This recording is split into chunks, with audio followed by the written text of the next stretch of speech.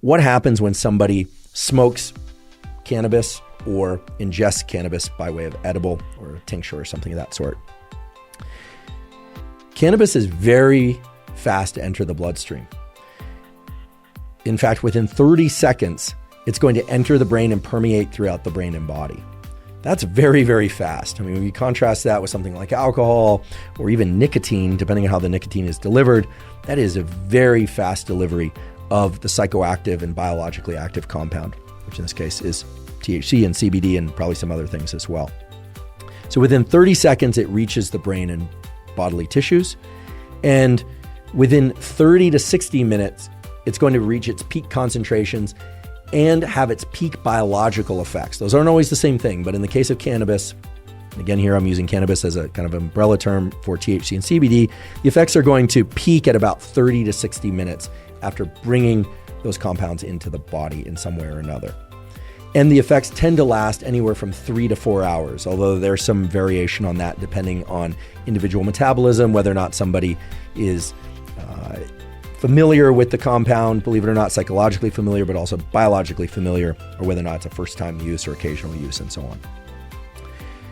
THC and CBD and other components of cannabis are highly what we call lipophilic. That is, they have an affinity toward and they can actually pass through fatty tissues. Now, every cell in your body, but especially neurons, have a double layer of fat on their outside. THC and CBD and the other components of cannabis are highly lipophilic, so they can get into essentially all cells just simply by flowing into them. They will also remain in those cells for a long time.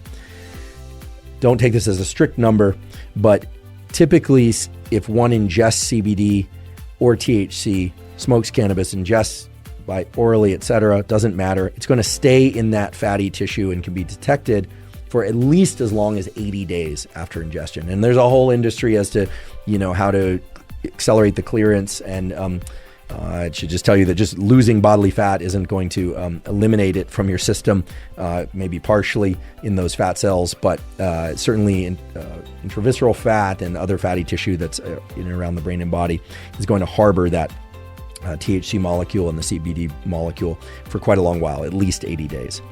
Okay, so if someone smokes cannabis or they ingest cannabis, very rapidly gets into the bloodstream, and the components that are psychoactive get into the bloodstream and are immediately able to access neurons and other cells and start having these effects of parking at those endogenous cannabinoid receptors and impacting the signaling between neurons, which leads to the subjective effects of cannabis, including THC and CBD. So let's talk about what those different subjective effects are.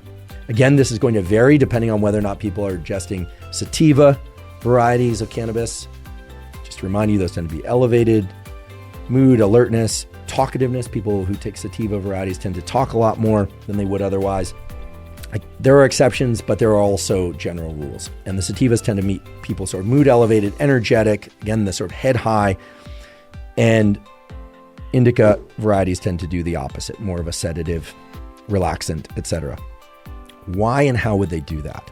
Okay, well, without going into an extensive deep dive into the different neurotransmitter systems of the brain and body, what we know for sure is that CB1 receptors are present on an enormous number of different neurons and brain structures and neural circuits, so that the sativa varieties that act as sort of a stimulant, making people feel happy, because in general they do tend to elevate mood, at least at certain dosages, talkative, tend to make people feel like they have ideas that are interesting, that they might want to share, tend to narrow their context, so tend to increase focus. This is something that's not often discussed about cannabis, but it can, especially the sativa varieties, can increase people's level of focus to particular things, something they're watching or something they're doing, or music allows them to narrow their sense of focus.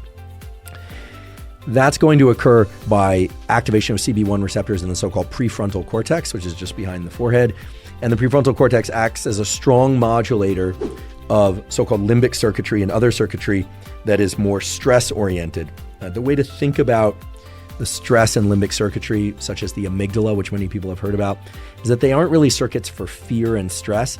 They are circuits that are constantly evaluating one's own internal state, heart rate, etc., and what's happening externally. And sorry to say, but the default of those systems is to detect danger, the sort of threat detection systems. And then the prefrontal cortex largely acts as a brake on those systems, sort of like the reins pulling back on a steed of horses that would otherwise just kind of take off.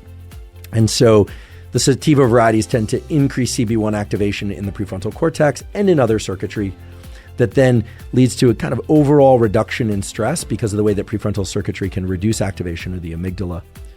Now that, of course, does not explain why some people become very stressed and very paranoid when they smoke sativa varieties or other varieties of cannabis or ingest other varieties of cannabis. We will talk about the paranoid effect and why that occurs and who might predict that would occur to them in a little bit.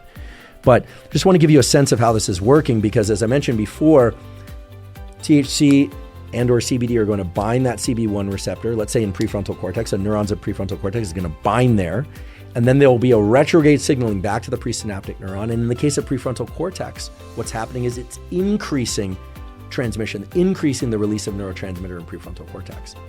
However, at the same time, the very same THC and CBD that was brought into the system is binding the very same type of receptors, CB1 receptors, in other brain structures, such as the amygdala, and causing retrograde signaling back to the presynaptic neurons in the amygdala, but it's quieting the activation of those neurons. So this is interesting, right? We have the same compounds, THC and or CBD, brought into the body and brain, binding the same receptors, in this case, the CB1 receptors.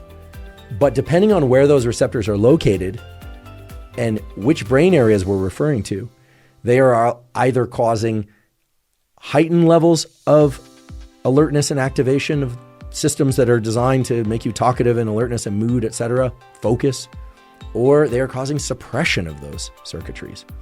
So we have kind of a seesaw effect here where the same compound is increasing mood and alertness and focus in the prefrontal cortex and is decreasing stress and threat detection in the amygdala.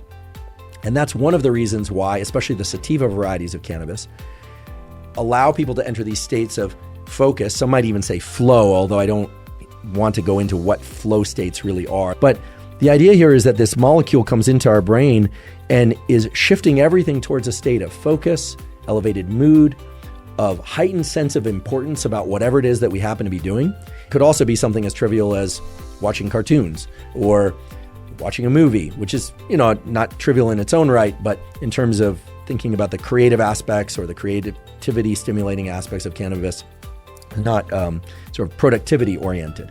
So narrowed focus, elevated mood, more relaxed and yet energetic. That's the major effects of the sativa varieties, except, and this is a really big, bold-faced, triple underlined except in some individuals, depending on dosage, but also depending on pre-existing neural circuitry and propensity for anxiety, some people ingest or smoke sativa varieties. People will experience intense anxiety and paranoia. Now, how do you predict who will experience intense anxiety and paranoia and who will experience intense relaxation, focus, and sense of creativity from ingesting or smoking a type 1, type 2, or type 3 sativa? Well, there is no way to predict that. And there's a lot of kind of what I would call street lore or dorm room lore or kind of not peer reviewed, but sort of peer discussed, among friends and people and acquaintances, lore out there that what one needs to do is simply smoke more, right? Or just ingest more. You hear that. Oh, well, listen, if it makes you paranoid, you simply need to use more. That is absolutely categorically false. Everything we know about the way that THC and CBD work is that they tend to potentiate, that is, increase the effects of these different systems at given synapses and in different areas of the brain and body. That is, if someone experiences paranoia or anxiety from a given strain of the marijuana plant or from ingesting an edible in a particular way or a particular kind of edible, that person is very likely to experience the same effect every time they ingest that strain or variety. This is part of what's led to this enormous industry of highly customized cannabis, where people will spend some time really seeking out the different strains of cannabis and hybrids of cannabis that work best for them and work best for them in particular contexts.